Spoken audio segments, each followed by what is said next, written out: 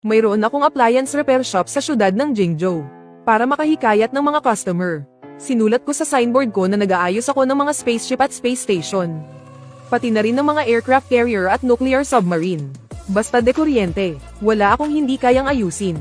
Hindi ko naman inasahan na may isang bigating taga-militar na pupunta para magpaayos sa akin. Isang araw, nakatambay lang ako sa shop at walang magawa. Isang babaeng maayos ang pananamit, at napakaganda ng dating ang pumasok sa pinto. Boss, totoo bang kahit ano kaya mong ayusin dito? Aba, syempre. Hindi mo ba nakita yung ad ko? Tumatanggap ng pag-aayos ng nuclear submarine, aircraft carrier, at pagpapalit ng pyesa sa space station. May discount pag maramihan. Walang lokohan dito. Miss, anong ipapaayos mo? Nuclear submarine o aircraft carrier? Pero mukhang hindi siya nasa mood para makipagbiruan. Diretso niyang inilapag sa mesa ang dala niyang case at binuksan ito. Ang laman ay parang isang klase ng baterya. Mahigpit itong nababalot ng cushion ng foam sa paligid. Napakaraming maliliit na wire at microcrystal ang magkakakrus na nakahanay dito. Nang makita ko to, bigla akong napaupo ng tuwid. Ano to? Photolithography machine. O mas eksakto, ang calibration sensor module ng isang photolithography machine. Nagkaroon ng power overload habang ginagawa ang eksperimento. Nasunog ang core probe array. Kailangan na ito ng project team namin. Ang pangalan niya ay Shen Qingxi. Isa siyang researcher mula sa Dragon Science Institute. Dahil sa isang aksidente habang isinasagawa ang eksperimento, nasira ang equipment. Naging dahilan ito para matigil ang buong proyekto. At saka, maraming mga professional na institusyon sa bansa ang malinaw na nagsabi na hindi talaga maayos ang makinang ito sa lalong madaling panahon. Kung hindi lang talaga siya desperado, hindi siya pupunta sa munti at luma kong repair shop para subukan ang swerte niya. Ha, photolithography machine.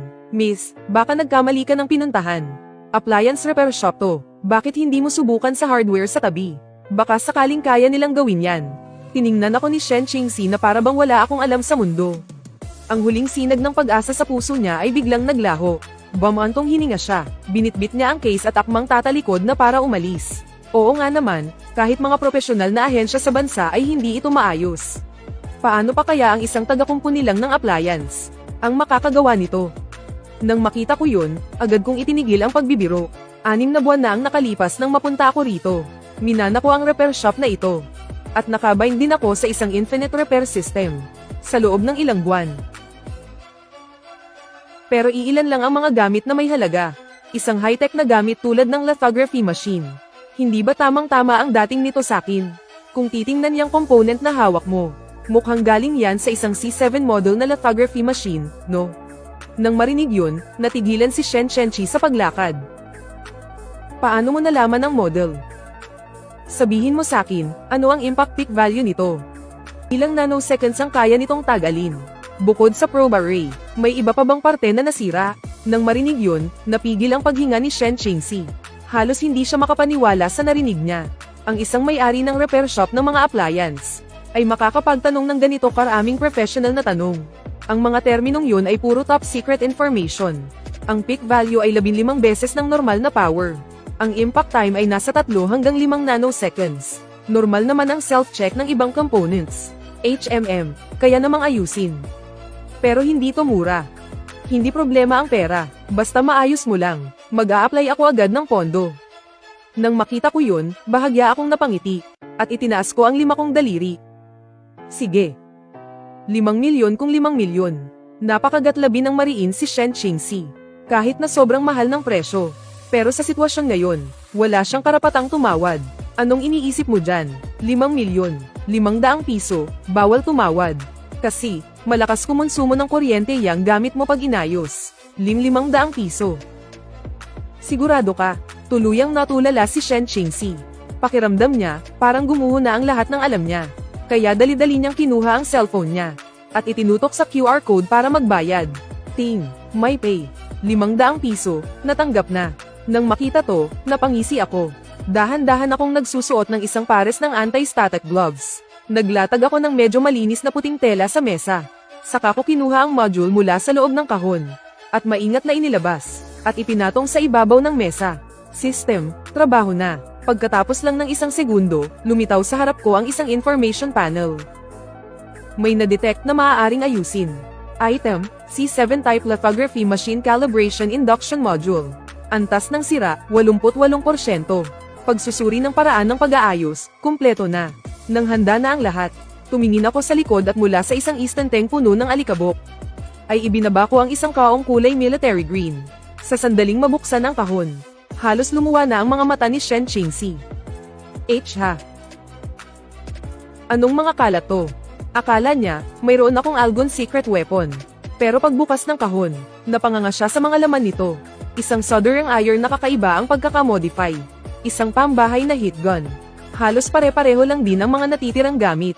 Kung hindi man pang baitang itlog mula sa kusina, mga basurang pinulot lang mula sa tambakan. Boss, hindi mo naman siguro gagamitin tong mga basurang to para ayusin yung pyesa ng lithography machine ko, di ba? Huwag kang kabahan, lahat ng gamit kong to, pamana pa ng ninuno. Noong panahon na lumapag ang Apollo sa buwan, ginamit pa to para pakantaban yun. Kung hindi lang dahil lithography machine yang sayo, hindi ko pa to ilalabas para gamitin. Habang naghahanda ako, napangisi ako sa kanya. Ano yan, parang Apollo moon landing. Ilang beses na nanginginig ang sulok ng bibig ni Shen Qingxi. Kahit na sa sandaling iyon ay labis niyang pinagsisisihan ang pagpasok sa shop na ito. Pero wala na siyang ibang magagawa ngayon. Kailangan na lang subukan kahit parang wala ng pag-asa. Sa kabilang banda, kinuha ko na ang hawak kong hairdryer at itinutok sa module. Walang bumugang init tulad ng inaasahan. Sa halip, mayroon itong bahagyang amoy ng ozone. Pero laking gulat ni Shen Qingxi nang mapansin niyang ang mga circuit na kasing liit ng micron. Boss, ano na naman to? Ang reverse effect ng electrostriction. Gumagamit ang reaction ng isang partikular na frequency para maging pulse. Para bumalik ang memorya ng crystal lattice metal. Sa madaling salita, tinutulungan siyang alalahanin ng orihinal niyang anyo. Bago pa man makakibo si Shen Qingxi, ako naman sa kabilang dako, ay isinaksak ko na ang pangit na soldering iron. Sa dulo ng soldering iron, may nakakabit na karayom na unti-unting namumula. Nang makita ito, hindi pa man humuhupa ang pagkagulat ni Shen Qingxi. Hindi pa man humuhupa ang pagkagulat ni Shen Qingxi. Lalo namang kumabog ang dibdib niya.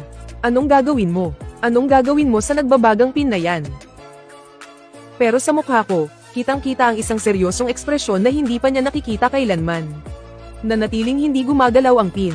Pagkatapos, dahan-dahan itong inilapit sa sirang core ng module.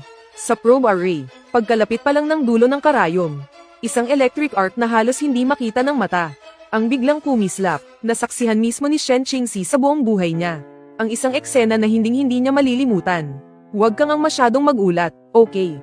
Cold atom stripping lang naman to, Researcher ka pa naman ng Dragon Science Institute. Para kang walang kamuwang-muwang sa mundo. Cold atom stripping lang. Naririnig mo ba yung sinasabi mo?